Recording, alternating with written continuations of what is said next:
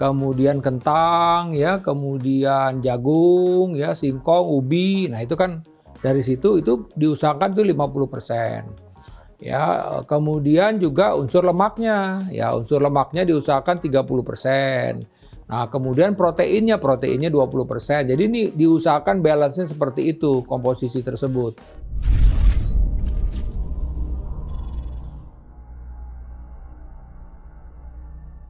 Mana organ pankreas ini sebenarnya mempunyai dua fungsi ya gitu ya. Pertama, dia memproduksi insulin.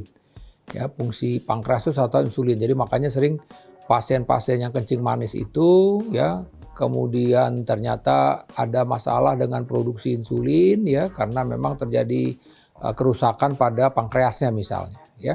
Nah, kemudian hal yang lain adalah bahwa pankreas ini juga berperan untuk menghasilkan enzim-enzim. Enzim-enzim ini dibutuhkan oleh tubuh kita ya untuk mencerna ya, bisa ini lemak. Jadi lemak itu yang masuk di dalam usus halus, kemudian dilepaskan enzim yang diproduksi oleh pankreas ini untuk memecah dari si lemak tersebut sehingga menjadi bagian-bagian kecil sehingga mudah diserap oleh usus kita misalnya.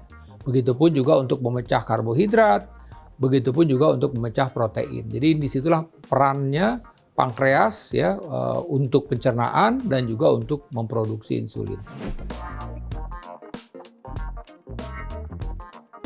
Suatu keadaan yang kita bilang ada sindrom metabolik, yaitu di mana dia terpapar dengan gula yang tinggi terus sehingga si insulinnya ini juga kemampuannya menjadi menurun, yang kita bilang dia menjadi hipersensitif begitu ya, sehingga tidak bisa menyerap gula ya, dan di satu sisi juga bisa menyebabkan penurunan fungsi pankreas.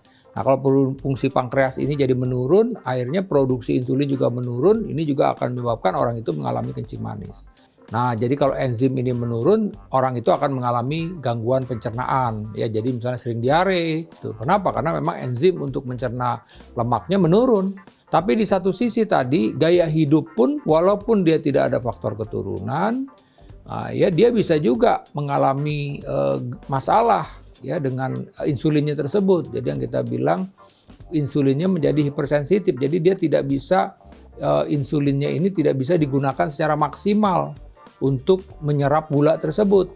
Tapi apakah orang yang memang faktor keturunan kencing manis akan selalu kencing manis? Tidak juga. Kenapa? Karena kalau dia menjaga tubuhnya dengan baik, walaupun ada faktor genetik, dia tidak terkena penyakit kencing manis. Ketika kita memang terlalu banyak misalnya makan berlemak-lemak yang berlebih-lebihan, ini juga akan memaksa pankreas untuk bekerja lebih berat ya. Nah, di satu sisi juga seperti tadi itu, ketika memang kita gula ini tidak terkontrol sehingga juga memaksa pankreas untuk bekerja lebih berat ya, itu pun juga bisa mengganggu. Jadi prinsipnya adalah makan kita.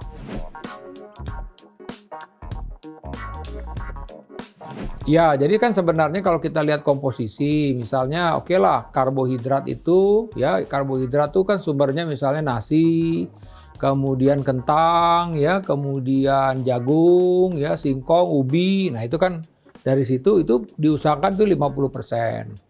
Ya, kemudian juga unsur lemaknya, ya unsur lemaknya diusahakan 30%. Nah, kemudian proteinnya 20%. Jadi ini diusahakan balance-nya seperti itu, komposisi tersebut. Ya, walaupun bagaimana ada orang yang ekstrim, wah kita mesti ngurangin karbohidrat, tetap walaupun bagaimana karbohidrat tetap kita butuhkan. Tapi tentu tadi yang penting mesti seimbang. Nah, di satu sisi lagi kita perlu juga mengkonsumsi sayur-sayuran buah-buahan karena memang sayur buahan ini adalah sumber baik itu serat ya untuk membantu pencernaan, buang air besar kita menjadi lancar, dan juga ada unsur suplementasi mineral dan vitamin dari komponen sayur dan buah-buahan tersebut. Ya prinsipnya apabila kita sudah mempunyai permasalahan kesehatan terus ya kita mesti obatin. Tentu seperti misalnya orang kalau dia sudah disebutkan sudah menderita kencing manis ya dia udah bilang bahwa dia sudah menderita kencing manis. Tapi memang bukan berarti dia tidak bisa terkontrol gula darahnya, bisa dia terkontrol. Jadi bisa saja dia penderita kencing manis dan gula darahnya terkontrol.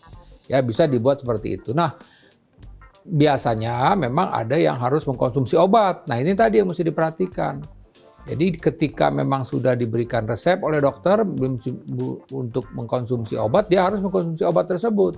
Oleh karena itulah maka kita harus menjaga asupan makan ini tetap seimbang dan juga tetap olahraga yang teratur. Jadi mudah-mudahan dengan gaya hidup seperti ini, tidak makan berlebih-lebihan dan tetap olahraga yang teratur dan tetap mengkonsumsi sayuran buah-buahan, mudah-mudahan organ-organ di dalam tubuh kita termasuk pankreas juga tetap dalam keadaan sehat. Sekian pembahasan saya seputar pankreas. Saya Profesor Arif Fahri Alsam. Sampai jumpa di konten berikutnya.